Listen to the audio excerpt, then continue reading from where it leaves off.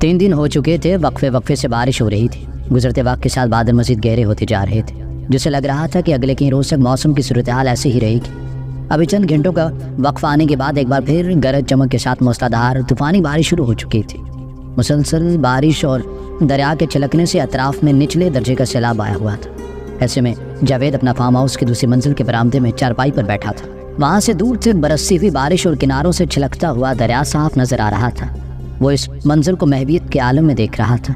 जावेद निकलते कद और शरीर जिस्म का ताकतवर नौजवान था। साफ रंगत के साथ तलवार मारका मूंछों ने उसकी शख्सियत को जाजिब नजर बना दिया था। वो इस फार्म हाउस के गिर्द मौजूद जरी ज़मीनों पर अपने वालिद और भाइयों के साथ काश्तकारी करता था। फार्म हाउस के सामने दरिया और पिछले की तरफ घना जंगल था जो मीलों और रकबों पर फैला हुआ था। इसमें बेज़रर जानवरों से लेकर खूनी दरिंदे तक मौजूद थे। जंगल और दरिया के दरमियान एक लंबी पट्टी की सूरत में उनके की मुरब्बे ज़रिया अराज़ी भी थी। उसके वालिद चौधरी इलियास आज ही बारिश रुकने के दरमियानी वक्फे में बेटों और जानवरों समेत घर मुंतकिल हो गया था, जो चंद मील दूर एक पहाड़ी पर मौजूद गांव में था। चौधरी इलियास के जहां दीदा ज़हन ने आसमान से बरसने और दरिया से आज़ाब की सूरत में निकलने वाले पानी के सैलाबी रेलों की शक्ल इख्तियार करने का वक्त से पहले इदराक कर लिया था, इसलिए वो गाँव मुंतकिल हो गया। फार्म हाउस में मौजूद ट्रैक्टर, थ्रेशर और हार्वेस्टर के अलावा कई किस्म के जदीद मशीनरी मौजूद थी। इन मशीनों की हिफाजत के पेश नज़र जावेद को यहीं रहने दिया गया, बल्कि फार्म पर रहने की जिद खुद जावेद ने भी की थी, क्योंकि वह काफ़ी अरसे से किसी ऐसे ही मौके की तलाश में था कि जब वो तनहा हो तो अपने दोस्त साईं करीम का बताया हुआ चिल्ला मुकम्मल करके अपने हमजाद को काबू कर सके। अब कुदरत ने उसे ख़राब मौसम की सूरत में ऐसा मौका फराहम कर दिया था। उनके घर के करीब सैयद चिराग शाह का मिज़ार था। साईं करीम जावेद के बचपन का लंगोटिया यार भी था। जुमेरात को मज़ार पर हाज़िरी देने उसके साथ आया करता था। चिल्ले के दौरान इस्तेमाल होने वाली तमाम ज़रूरी चीज़ें वो काफ़ी अर्से पहले ही इकट्ठी कर चुका था, जबकि तरीक़ाकार को जज़्वियात समेत साईं करीम उसे अज़बर कर चुका था। उस वक्त भी वो चिल्ले के तमाम मराहिल को जहन में दोहरा रहा था, ताकि किसी भी गलती का इम्कान बाकी ना रहे। तमाम तफसीलात दोहराने के बाद वो फैसला कुन अंदाज में उठ खड़ा हुआ और कमरे में दाखिल हो गया। कमरा बहुत वसी था, काफ़ी सामान होने के बावजूद खाली लग रहा था। उसने एक तरफ दीवार में मौजूद अलमारी खोली और चिल्ले के लिए जमा किया हुआ सामान बाहर निकाल दिया।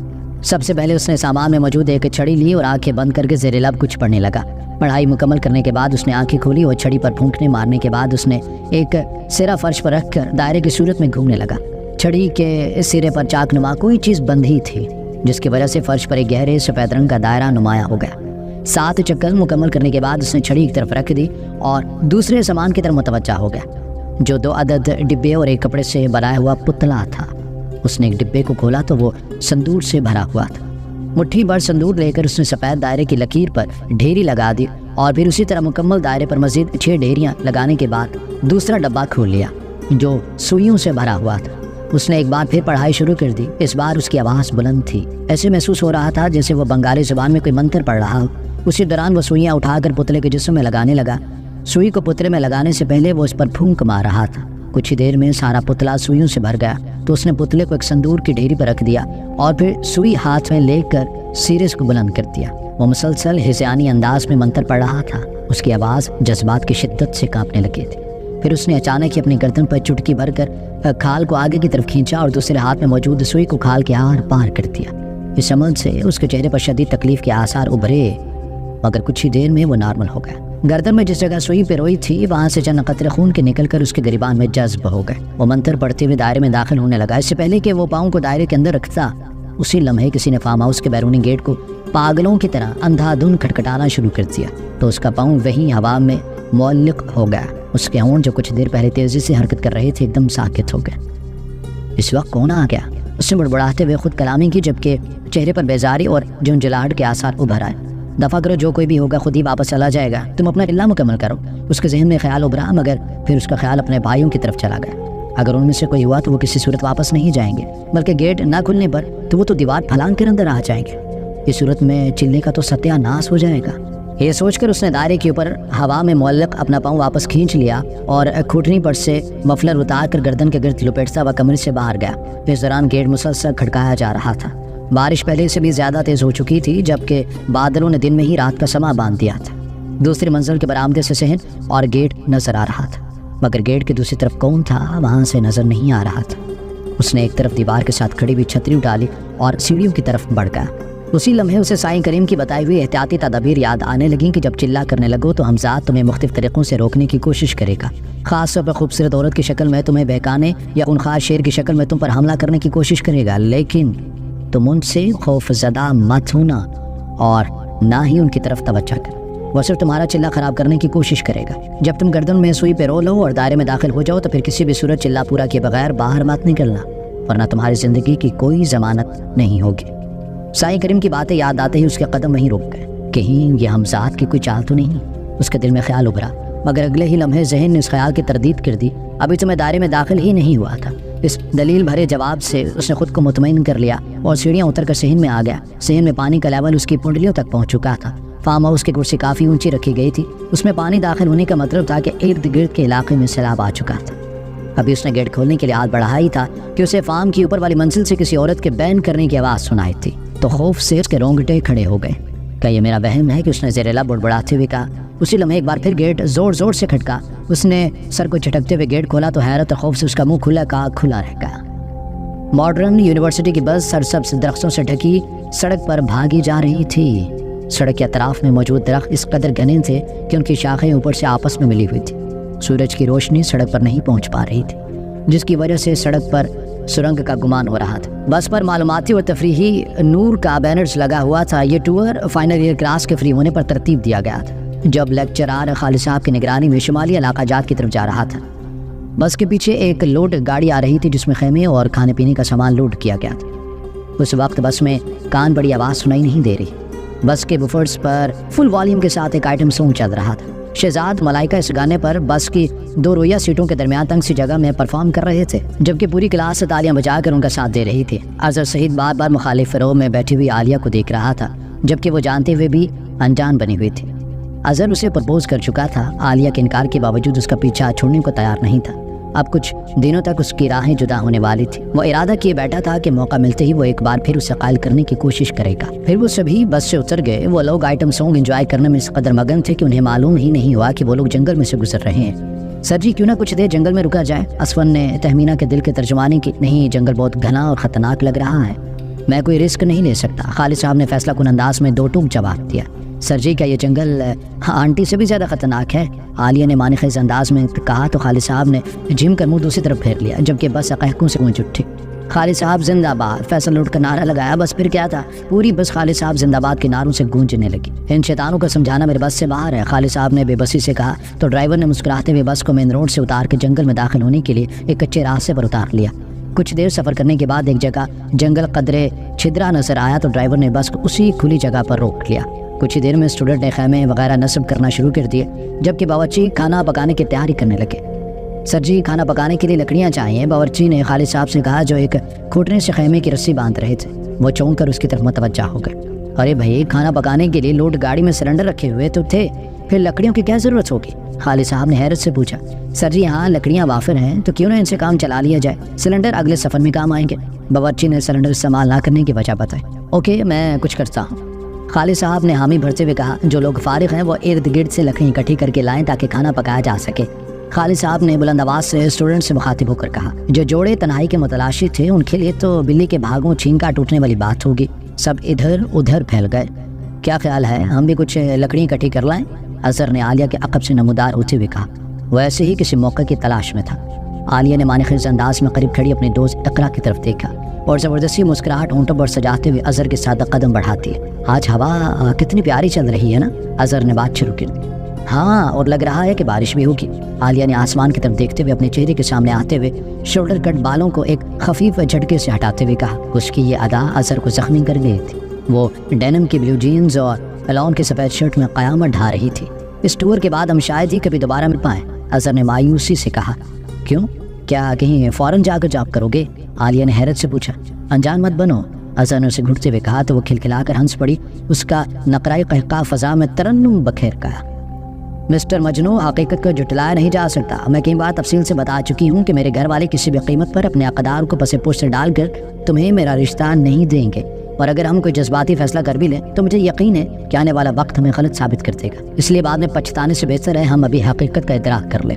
ہاں جب کبھی تمہارا دل کرے تو تم سیل فون پر مجھ سے بات کر سکتے ہو، یا کبھی ملنا چاہو تو گھر بھی آ سکتے ہو، ہمارے ملنے پر کسی کو کوئی اعتراض نہیں ہوگا۔ اس کی باتیں سن کر اظہر کے ہونٹ سختی سے بھینچ گئے۔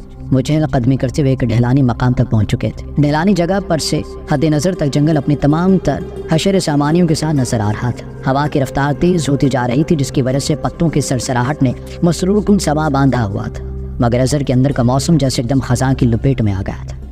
اس نے ڈھلانی جگہ پر پاؤں رکھتے ہوئے اپنے ہاتھ عالیہ کی طرف بڑھا دیا۔ ہمیں کیمپ سے زیادہ دور نہیں جانا چاہیے، اور ویسے بھی اس ڈھلان سے نیچے جنگل کافی گھنا لگ رہا ہے۔ عالیہ نے عذر تراشتے ہوئے کہا۔ میں ہوں نا، اظہر نے ادا سے ایموشنل بلیک میل کیا تو عالیہ نے نہ چاہتے ہوئے بھی اس کا ہاتھ تھام لیا۔ دونوں احتیاط سے اترتے ہوئے نیچے پہنچ گئے۔ یہاں جنگل واقعی بہت زیادہ گھنا تھا۔ وہ دیکھو کتنے پیارے سیب لگے ہوئے، آؤ اتارتے ہیں، عالیہ نے ایک درخت کی طرف اشارہ کرتے ہوئے کہا تو اظہر بھی اس کی طرف متوجہ ہو گیا۔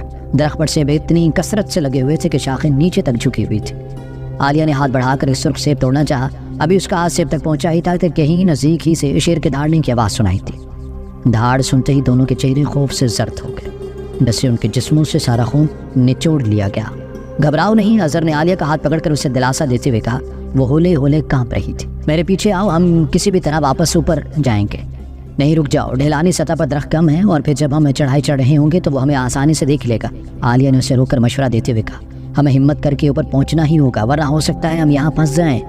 اظہر نے اپنی بات پر زور دیتے ہوئے کہا تو عالیہ کوئی بحث کیے بغیر اس کے ساتھ چل پڑی۔ وہ احتیاط سے چلتے ہوئے ابھی ڈھلانی سطح کے قریب پہنچے ہی تھے کہ اظہر نے واپس مڑتے ہوئے عالیہ کے منہ پر اپنا ہاتھ رکھا، اسے نیچے جھکا دیا۔ پلیز خوف سے چیخنا مار دینا، ورنہ ہمیں موت سے کوئی نہیں بچا سکے گا۔ اس نے عالیہ کے کان میں سرگوشی کرتے ہوئے آہستگی سے اس کے منہ سے ہاتھ ہٹا لیا اور سامنے سے جھاڑی کو تھوڑا سا ایک طرف کر دیا۔ چند میٹر کے فاصلے پر ایک بہت بڑا بابا شیر کھڑا کسی عفریت کی طرح نظر آ رہا تھا۔ اس کے سیدھے کھڑے کان کسی بھی خفیف آواز سننے کے لیے تیار تھے، جبکہ دم بھی ایک خاص انداز میں حرکت کر رہی تھی، جیسے اس نے لاشعوری طور پر اپنے قریب موجود شکار کو بھانپ لیا ہو۔ اس پر نظر ڈالتے ہی عالیہ سسک اٹھی۔ اس نے جلدی سے اپنے منہ پر ہاتھ رکھ لیا، مبادا کہیں منہ سے غیر ارادی طور پر کوئی آواز نہ نکل جائے۔ ہمیں کہیں چھپ کر اس درندے کے یہاں سے ہٹ جانے کا انتظار کرنا ہوگا۔ اظہر نے ایک بار پھر سرگوشی کی اور پیچھے کی طرف مڑ گیا۔ یہ ہم کہاں پھنس گئے؟ کچھ فاصلہ طے کرتے ہوئے عالیہ پھٹ پڑی۔ وہ باقاعدہ رو رہی تھی۔ پریشان مت ہو، وہ جیسی جگہ سے ہٹے گا ہم واپس اوپر کیمپ کی طرف چلے جائیں گے۔ کہنے کی حد تو وہ اسے دلاسا دے رہا تھا، مگر اصل میں تو وہ خود بھی ڈر رہا تھا۔ وہ دیکھو شاید کوئی غار ہے، کچھ دیر کے لیے ہم وہاں چھپ سکتے ہیں، عالیہ نے ایک طرف اشارہ کرتے ہوئے کہا تو اظہر کی نظر بھی اسی طرف گئی۔ ہاں لگ تو غار ہی رہا ہے، مگر وہ تو زمین سے خاصا اونچا لگ رہا ہے، چلو آؤ دیکھتے ہیں، اظہر نے غار کی طرف قدم بڑھاتے ہوئے کہا۔ اسی لمحے ایک بار پھر جنگل شیر کی داڑھ سے گونج اٹھا تو درختوں پر بیٹھے پرندے تک اڑ گئے۔ اس بار آواز کافی نزدیک سے آتی محسوس ہوئی تھی۔ اب تک دونوں احتیاط سے آگے بڑھے تھے، مگر دھاڑ سنتے ہی انہوں نے تمام احتیاطی بالائے تاب پر رکھ دی تھی اور دوڑ لگاتے۔ غار کے سامنے پہنچ کر پتہ چلا کہ وہ تو زمین سے کم از کم 15 فیٹ اونچائی پر ہے، وہاں تک پہنچنا تو ناممکن ہے۔ اظہر نے مایوسی سے کہا، اگر ہم اس لکڑی کو اٹھا کر اس کا ایک سرا غار کے دانے پر رکھ دیں تو پھر اس کے ذریعے اوپر چڑھا جا سکتا ہے۔ عالیہ نے سانس درست کرتے ہوئے ایک طرف فٹ بڑے موٹے درخت کے تنے کی طرف اشارہ کرتے ہوئے کہا۔ ارد گرد اور بھی درخت کے کٹے ہوئے پڑے تھے، جن کی شاخیں اور جڑیں بھی کٹی ہوئی تھیں۔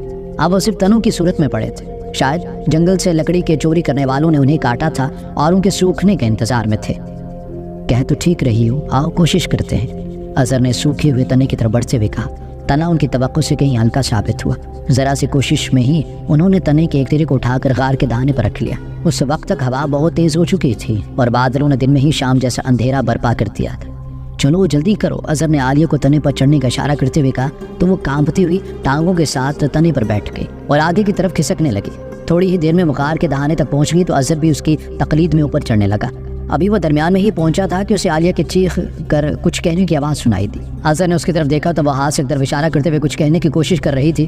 اس نے اس طرف دیکھا جس طرف عالیہ اشارہ کر رہی تھی تو اس کے اوسان خطا ہو گئے۔ شیر کسی عفریت کی طرح دوڑتا ہوا اس کی طرف آ رہا تھا۔ یہ منظر دیکھ کر اس نے بدحواسی میں اوپر چڑھنے کی رفتار بڑھا دی۔ ابھی وہ غار کے دانے سے کچھ دور تھا جب دان نکوسا ہوا شیر قریب پہنچ گیا اور پھر اس نے مخصوص فاصلے سے ایک لمبی چھلانگ لگائی تو اثر ایسے محسوس ہوا جیسے وہ جاگتی آنکھوں سے موت کے فرشتے کو اپنی طرف آتے ہوئے دیکھ رہا ہو۔ اس نے خوف کے مارے آنکھیں بند کر لیں اور درخت کے تنے سے لپٹ گیا۔ اسی لمحے ہوا میں اٹھتا ہوا شیر اس کے قریب سے گزرا اور اس کے جاندار پنجہ اظہر کے کندھے پر سے گوشت ادھیڑتا چلا گیا۔ اظہر کے منہ سے ایک کرب میں ڈوبی چیخ برآمد ہوئی۔ اس حملے سے تنا بری طرح ڈول گیا۔ اگر عالیہ ہمت کر کے تنے کو قابو نہ کر لیتی تو یقیناً اب تک اظہر نیچے گر چکا ہوتا۔ اظہر کو ایسے محسوس ہو رہا تھا جیسے اس کے کندھے کو آری سے چیر دیا گیا۔ تکلیف کی شدت سے اس کے ذہن پر اندھیرا چھانے لگا۔ وہ صرف جینے کی تمنا میں تنے سے چمٹا ہوا تھا۔ اظہر پلیز ہمت کرو۔ اس کی سماعت سے عالیہ کی آواز ٹکرائی تو جیسے اس کے ڈوبتے ذہن کو سہارا مل گیا۔ اس نے اپنے سر کو زور سے چند جھٹکے دیے تو اس کے ذہن پر غالب آنے والا اندھیرا چھٹ گیا۔ اس نے نیچے دیکھا تو شیر ایک بار پھر جھپٹنے کی تیاری کر رہا تھا۔ اظہر نے اپنے جسم میں موجود تمام تر توانائی کو اکٹھا کیا اور ایک بار پھر اوپر کی طرف کھسکنے لگا۔ شیر نے دھاڑتے ہوئے دوسرا حملہ کیا تو اس بار وہ فیٹ بھر نیچے ہی سے گزر گیا۔ اظہر دہانے کے قریب پہنچا تو عالیہ نے ہاتھ بڑھا کر اسے تھامتے ہوئے غار کے اندر کھینچ لیا۔ اس کی حالت پتلی ہو رہی تھی، اس کا سانس دھوکنے کی طرح چل رہا تھا، جیسے وہ کسی لمبے فاصلے سے دوڑتا ہوا وہاں پہنچا۔ صرف خراش ہی، زخم زیادہ گہرا نہیں ہے۔ عالیہ نے زخم کا جائزہ لینے کے بعد اسے تسلی دیتے ہوئے کہا اور پھر اس کی شرٹ اتروا کر اسے پٹیوں کی صورت میں پھاڑنے کے بعد کندھوں پر مضبوطی سے باندھ دی، جس سے فوری طور پر بہنے والا خون رک گیا۔ اسی لمحے بجلی زور سے کڑکی اور موسلا دھار بارش شروع ہو گئی۔ بجلی کڑکنے سے عالیہ کی نظریں غیر ارادی طور پر باہر کی طرف اٹھی تو اسے غار کے دہانے پر رکھا تنا ہلتا ہوا محسوس ہوا۔ اس نے اٹھ کر نیچے جھانکا تو خوف سے اس کی آنکھیں پھٹی کی پھٹی رہ گئی۔ کیا ہوا؟ اظہر نے اس کے چہرے کا رنگ مغیر ہوتا ہوا دیکھ کر پوچھا اور خود بھی اٹھ کر اس کے قریب آ گیا۔ تبھی اس کی نظر تنے پر بیٹھے ہوئے شیر پر پڑی جو خونخوار نظروں سے ان کی طرف دیکھ رہا تھا۔ وہ جس رفتار سے اوپر کی جانب آ رہا تھا اسے لگ رہا تھا کہ وہ چند ہی لمحوں میں ان تک پہنچ جائے گا۔ یہ منظر دیکھ کر اظہر کے ہاتھ پاؤں پھول گئے۔ دونوں نے مل کر غار کے دہانے پر رکھے ہوئے تنے کو دھکیل کر نیچے گرا دیا۔ شیر کسی زخمی درندے کی طرح گھوم پھر کر غراتا ہوا وہیں چکر لگا رہا تھا۔ اسے اپنے شکار کے ہاتھ سے نکل جانے کا غصہ تھا۔ تیز ہوتی بارش بھی اس پر اثر انداز نہیں ہو رہی تھی۔ یہ بیماری تو پیچھے ہی پڑ گئی ہے، اظہر نے ہانپتے ہوئے کہا۔ تنے کو زور لگا کر دھکیلنے سے اس کے کندھے سے ایک بار پھر خون رسنے لگا۔ شکر ہے بال بچ گئے، ورنہ تو وہ اب تک اوپر آ کر ہماری ہڈیاں بھی چبا چکا ہوتا۔ عالیہ نے پینٹ کی پاکٹ سے سیل فون نکالتے ہوئے کہا۔ ہاں یہ کیا مصیبت ہے، یہاں تو سگنل بھی نہیں آ رہے، اب کیا ہوگا؟ اس نے دل گرفتہ ہو کر کہا تو اظہر نے بھی جلدی سے اپنا سیل فون نکال کر دیکھا تو ایک طویل سانس لے کر رہ گیا۔ بارش طوفانی انداز اختیار کر چکی تھی۔ وہ جہاں بیٹھے تھے وہ جگہ بھی بارش کی زد میں آ گئی تھی۔ وہ مزید پیچھے ہٹ گئے۔ وہ جسے غار سمجھ رہے تھے محض ایک بڑی خونما جگہ تھی۔ اگلے 3 دن تک وقفے سے بارش ہوتی رہی۔ جب بارش رکتی اور وہ نیچے اترنے کی جستجو کرتے تو شیر کسی بدروح کی طرح سامنے آ کر کھڑا ہو جاتا۔ عالیہ کا گلابی چہرہ خوف، بھوک اور پیاس کی وجہ سے زرد ہو چکا تھا۔ اس وقت بھی بارش رکی ہوئی تھی اور شیر حسب معمول غار کے سامنے ٹہل رہا تھا اور وقفے سے غار کی طرف بھی دیکھ رہا تھا۔ عالیہ غار کے دہانے پر کھڑی اس عفریت کو ٹہلتے دیکھ رہی تھی۔ اب ہمارے پاس ایک ہی راستہ رہ گیا ہے، جب بارش شروع ہو اور یہ درندہ کہیں غائب ہو تو ہم نیچے اتر جائیں، پھر جو اللہ کو منظور ہوگا دیکھا جائے گا۔ اس نے ایک عزم کے ساتھ اظہر سے کہا، مگر اس نے کوئی جواب نہیں دیا۔ وہ کسی گہری سوچ میں ڈوبا ہوا تھا۔ کہاں گم ہے جناب؟ عالیہ نے اس کے چہرے کے سامنے ہاتھ لہراتے ہوئے اسے متوجہ کیا تو وہ چونک گیا۔ کیا سوچ رہے ہو؟ اس نے سوال دہرایا۔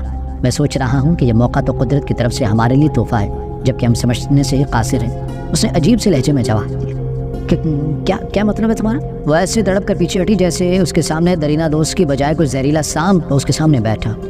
دیکھو علی، یہاں سے نکلنے کے بعد ہم چاہے جو بھی قسمیں اٹھا کر لوگوں کو اپنی پاک دامنی کا ثبوت دیں، مگر لوگ ہمیں شک کی نظروں سے ہی دیکھیں گے۔ بدنامی ہمارا مقدر بن چکی ہے، تو کیوں نہ اس موقع سے فائدہ اٹھا کر ہم زندگی بھر کے لیے کھو جائیں۔ اس کی آنکھوں میں ہوس کی چمک اپنے عروج پر پہنچ چکی تھی۔ اس کا لہجہ بتا رہا تھا کہ وہ کسی ایسے فیصلے پر پہنچ چکا ہے جہاں سے پلٹنا اس کے بس سے باہر ہو چکا تھا۔ اس لمحے بجلی زور سے کڑکی تو اس کی گرج دلوں کو دہلا گئی۔ بارش ایک بار پھر منہ زور طوفان کی شکل اختیار کر چکی تھی۔ عالیہ غیر محسوس انداز میں پیچھے کی طرف ہٹتے ہوئے غار کے دہانے پر آ کھڑی ہو گئی۔ آ جاؤ میری باہوں میں، اظہر نے اٹھ کر کھڑے ہوتے ہوئے خوابیدہ لہجے میں کہا۔ اس وقت نیچے کھڑے اس درندے اور تم میں کوئی فرق نہیں ہے، بلکہ تم اس درندے کے ہمزاد لگ رہے ہو۔ اگر تم نے میری طرف بڑھنے کی کوشش کی تو میں نیچے کود کر جان دے دوں گی۔ عالیہ نے بے بسی سے روتے ہوئے اسے دھمکی دی۔ تو کود جاؤ، منع کس نے کیا ہے؟ 3 دن سے تمہارا ایک عاشق نیچے کھڑا انتظار کر رہا ہے، کسی کے تو کام آ جاؤ، اس نے بغیرتی سے ہنستے ہوئے کہا۔ تم میرے پاپا کو اچھی طرح جانتے ہو، وہ اس ملک کے نامور شخص ہیں۔ جب انہیں یہ سب معلوم ہوگا تو تم جانتے ہو تم پر اور تمہارے گھر والوں پر کیا قیامت ڈھائیں گے۔ عالیہ نے اظہر کو دھمکانے اور خود کو تسلی دینے کے انداز میں کہا۔ اس کی بات سن کر اظہر نے زور سے کہہ کر لگایا جس سے خونما غار گونج اٹھا۔ بھولی پری، اگر تم زندہ رہنا چاہو گی تو میری بتائی ہوئی باتیں ہی تمہارے منہ سے نکلیں گی، ورنہ تمہیں شیر نے کس طرح کھایا یہ میری زبانی دنیا والوں کو معلوم ہوگا۔ اظہر نے اپنی شیطانی منصوبہ بتا کر سہمی ہوئی عالیہ پر حملہ کر دیا۔ وہ کسی خوفزدہ ہرنے کی طرح اپنے بچاؤ میں ہاتھ پاؤں مارنے لگی۔ اسی کشمکش میں اچانک ہی اس کا پاؤں غار کے دہانے سے پھسل گیا اور وہ لڑکھڑا کر نیچے گرنے لگی، تو اس نے بچنے کے لیے غیر ارادی طور پر اظہر کا ہاتھ مضبوطی سے پکڑ لیا، مگر اظہر اس کا وزن نہ سہ سکا اور وہ خود اپنا توازن کھو بیٹھا، جس کے نتیجے میں دونوں قلابازیاں کھاتے ہوئے غار کی دوسری طرف کھائی کی طرف آ گرے۔ اظہر کا سر ایک بڑے پتھر پر لگا جس کی وجہ سے اسے دوسرا سانس لینا بھی نصیب نہیں ہوا، مگر ڈھلان پر گرنے کی وجہ سے وہ نیچے کی طرف لڑکتا چلا گیا۔ عالیہ بھی بے اختیاری کے عالم میں قلابازی کھاتی ہوئی ڈھلان پہ پھسل رہی تھی۔ وہ کوشش کر رہی تھی کہ اس کے ہاتھ میں کوئی جھاڑی وغیرہ آ جائے، مگر وہ اتنی تیزی سے نیچے کی طرف پھسل رہی تھی کہ جھاڑیاں اور گھاس پھوس اس کے ہاتھوں میں آ کر نکل رہے تھے۔ وہ اپنی تمام کوششوں میں ناکام ہوئی۔ نشیب میں موجود تیز رفتار نالے میں جا گری۔ اظہر کا مردہ جسم بھی عین اس کے پیچھے نالے میں آ گرا تھا۔ اس نے ایک نظر اظہر کی طرف دیکھا تو اس کے منہ سے چیخ نکل گئی۔ اظہر کا سر پتھر سے ٹکرا کر کسی تربوز کی طرح پھٹ چکا تھا۔ وہ ایک بار پانی میں ڈوبنے کے بعد دوبارہ نہیں ابھرا۔ عالیہ نے خود کو پانی کے بہاؤ پر چھوڑ دیا۔ وہ تیراکی جانتی تھی۔ کچھ فاصلے پر پہنچ کر اس نے واپس سے ڈھلان کی طرف دیکھا جہاں سے وہ نالے میں گری تھی، تو اس کی سٹی گم ہو گئی۔ شیر ڈھلان سے نپے طلوع قدموں سے نیچے اتر رہا تھا، جبکہ اس کی نظریں عالیہ پر ہی گڑی ہوئی تھی۔ پھر جیسے ہی نالا ایک موڑ گھوما تو شیر اس کی نظروں سے اوجھل ہو گیا۔ چند منٹ جنگل میں بہنے کے بعد نالا جنگل سے باہر نکل آیا۔ عالیہ نے گردن گھما کر اطراف کا جائزہ لیا تو اسے ایک طرف کھیت نظر آئے جو سیلابی پانی میں ڈوبے ہوئے تھے۔ کھیتوں میں ایک 2 منزلہ عمارت نظر آ رہی تھی، شاید وہ کوئی فارم ہاؤس تھا، جبکہ نالا کچھ فاصلے پر ایک دریا میں ضم ہو رہا تھا۔ فارم ہاؤس دیکھ کر اس کے دل کی دھڑکن تیز ہو گئی۔ اسے اپنے بچ نکلنے کی امید نظر آنے لگی۔ تھوڑی سی کوشش سے وہ نالے سے باہر نکل آئی۔ اس کی ٹانگ زخمی ہو چکی تھی، جس کی وجہ سے اس کی حال میں لڑکھڑاہٹ آ گئی تھی۔ وہ جیسے تیسے خود کو گھسیٹتی ہوئی فارم ہاؤس کے گیٹ تک پہنچ گئی اور پھر اس نے پاگلوں کی طرح گیٹ کو کھٹکھٹانا شروع کر دیا۔ اس کو ڈر تھا کہ شیر اس کے پیچھے یہاں تک پہنچنے میں زیادہ دیر نہیں لگائے گا۔ شیر کا خیال آتے ہی اس نے ایک بار پھر اندھا دھند گیٹ پیٹنا شروع کر دیا۔ جاوید اپنے سامنے کھڑی ہوئی حور نما لڑکی کو دیکھ کر خوف زدہ ہونے کی حد تک پریشان ہو چکا تھا۔ اس کے ذہن میں سائے کریم کی باتیں گونجنے لگی کہ تمہارا ہمزاد خوبصورت لڑکی کی ہی ہم شکل میں تمہیں بہکائے گا یا پھر شیر کی شکل میں تمہیں خوفزدہ کر کے چلا رکوانے کی کوشش کرے گا۔ تو کیا میرا ہمزاد مجھے بہکانے میں کامیاب ہو گیا؟ اس کے اندر سوال اٹھا۔ ہو ابھی کچھ نہیں بگڑا، مجھے ابھی واپس جا کر دائرے میں داخل ہونا ہوگا۔ ایک بار میں دائرے میں داخل ہو گیا تو پھر یہ میرا کچھ نہیں بگاڑ سکے گی۔ اس نے خوفزدہ انداز میں پیچھے ہٹتے ہوئے سوچا۔ بھائی جان پلیز میری مدد کریں، جنگل میں میرے پیچھے شیر لگ گیا تھا، میں جان بچاتے ہوئے اس طرف آ گئی ہوں۔ میرے والد اس ملک کے نامور شخص ہے، جب انہیں معلوم ہوگا کہ آپ نے میری مدد کی ہے تو وہ آپ کو بہت سا انعام دیں گے، پلیز میری ہیلپ کریں۔ عالیہ نے نیلے ہونٹوں سے مدد کی درخواست کی۔ شیر؟ جاوید کے منہ سے الفاظ ٹکڑوں کی صورت میں نکلے۔ وہ جنگل میں میرے پیچھے۔ اس سے پہلے کہ عالیہ بات مکمل کرتی جاوید الٹے پاؤں واپس بھاگا۔ اس کے ذہن میں یہ بات سوار ہو گئی، سائیں کریم کی دونوں باتیں سچ ثابت ہو گئی۔ اب لڑکی کی شکل میں اس کا ہمزاد اس کے سامنے کھڑا تھا۔ اس کے حملہ کرنے سے پہلے مجھے واپس دائرے میں داخل ہونا ہے، ورنہ یہ مجھے جان سے مار دے گی۔ وہ ایک جمپ میکنگ کی سیڑھیاں پھلانگتا ہوا واپس کمرے میں پہنچ گیا اور اندر سے کنڈی لگا دی اور پھر دائرے میں داخل ہو کر اونچی آواز میں منتر پڑھنے لگا۔ عالیہ حیرت سے دیکھتی رہ گئی۔ اسے سمجھ نہیں آ رہی تھی کہ وہ نوجوان اسے دیکھ کر آواز باختہ کیوں ہو گیا تھا۔ وہ تو اچھا ہوا کہ اس نے گیٹ بند نہیں کیا۔ اس نے ہمت کی، اندر داخل ہوگی۔ ایک طرف سیڑھیاں نظر آ رہی تھیں، وہ بھی سیڑھیاں چڑھ کر اوپر پہنچ گئی۔ یہاں ایک کمرے سے اسی نوجوان کی آواز آ رہی تھی۔ وہ کسی نامانوس زبان میں کچھ پڑھ رہا تھا۔ عالیہ نے دروازے کے قریب پہنچ کر اسے مخاطب کیا۔ بھائی مجھے لگتا ہے آپ کو کوئی غلط فہمی ہو گئی ہے، میں بارش رکتے ہی یہاں سے چلی جاؤں گی، آپ اتنے خوفزدہ کیوں ہو گئے ہیں؟ اندر سے کوئی جواب آنے کے بجائے جاوید کی آواز مزید بلند ہو گئی۔ عالیہ عجیب سی شش و پنج میں پھنس گئی تھی۔ اسے سمجھ نہیں آ رہی تھی کہ وہ اسے کیسے سمجھائے کہ وہ کن حالات میں یہاں پہنچی ہے۔ اس نے دروازہ کھٹکھٹانے کے لیے ہاتھ اٹھایا، اس سے پہلے کہ وہ اپنے ارادے کو اپنی جامہ پہناتی، شیر کی جاندار دھاڑ اس کے ہوش اڑا کے۔ دروازے کے پیچھے جاوید کے منتر پڑھنے کی آواز اب مزید بلند ہو گئی تھی۔ عالیہ ڈرتے ہوئے ہمت کر کے نیچے جھانکا تو اس کا دل تیزی سے دھڑکنے لگا، جیسے ابھی دل باہر کو آ جائے گا۔ صحن کے درمیان میں کھڑا وہ شیر اسے خونی آنکھوں سے دیکھ رہا تھا۔ عالیہ کو ہوش اس وقت آیا جب شیر دوڑتا ہوا سیڑھیوں کی طرف گیا۔ اس نے جلدی سے اطراف کا جائزہ لیا تو اسے برآمدے کے آخر میں ایک چھوٹے سے کمرے کا دروازہ کھلا نظر آیا۔ وہ بھاگتی ہوئی اس میں داخل ہوگی اور دروازے کو اندر سے لاک کر دیا۔ اس کی ٹانگ میں درد کی ٹیسیں اٹھ رہی تھی۔ اس نے ایک نظر میں کمرے کا جائزہ لیا۔ وہ کچن تھا جس میں کھانے پینے کی چیزیں کافی مقدار میں بھری پڑی تھی۔ اس نے پچھلے 3 دن سے کچھ نہیں کھایا، لیکن اس وقت وہ زندگی اور موت کی کشمکش میں تھی۔ وہ بغیر توقف کیے کھڑکی کی طرف بڑھ گئی اور باہر کا جائزہ لینے لگی۔ اسی لمحے شیر برآمدے میں داخل ہوتا نظر آیا۔ وہ کچن کی طرف بڑھ رہا تھا کہ برآمدے کے درمیان میں موجود کمرے سے آتی آواز سن کر وہیں رک گیا اور پھر داڑتے ہوئے اپنے جاندار پنجوں سے دروازے پر حملہ کر دیا۔ کچھ ہی دیر میں اس نے دروازے کے پرخچے اڑا دیے اور اندر داخل ہو گیا۔ چند لمحوں بعد وہ باہر نکلا تو جاوید اس کے مضبوط جبڑوں میں دبا ہوا آخری سانس لے رہا تھا۔ عالیہ سوائے خوف سے کانپنے اور بے بسی سے دیکھنے کے علاوہ کچھ نہیں کر سکی، جبکہ جاوید کا ہمزاد شیر کی شکل میں سے ساتھ لیے ہوئے جنگل میں غائب ہو گیا۔ کچھ دیر بعد جب حواس بحال ہوئے تو وہ ڈرتے ڈرتے باہر نکلی اور ہمت کر کے اس کے کمرے میں چلی گئی، جہاں کچھ دیر پہلے جاوید چلا کر رہا تھا۔ سفید دائرے میں پھیلا خون لوتھڑوں کی شکل اختیار کر چکا تھا۔ کمرے میں موجود چیزیں دیکھ کر اسے اندازہ ہو گیا کہ جاوید کن چکروں میں تھا۔ پھر اس کی نظر ایک طرف پڑے ہوئے سیل فون پر پڑی جو شیر کے حملے کے دوران جاوید کی جیب سے گرا تھا۔ عالیہ نے آگے بڑھ کے اٹھا لیا۔ اس نے فون چیک کیا تو یہاں سگنل آ رہے تھے۔ سگنلز دیکھ کر اسے لگا کہ جیسے اس کا رابطہ ایک بار پھر زندگی سے ہو گیا۔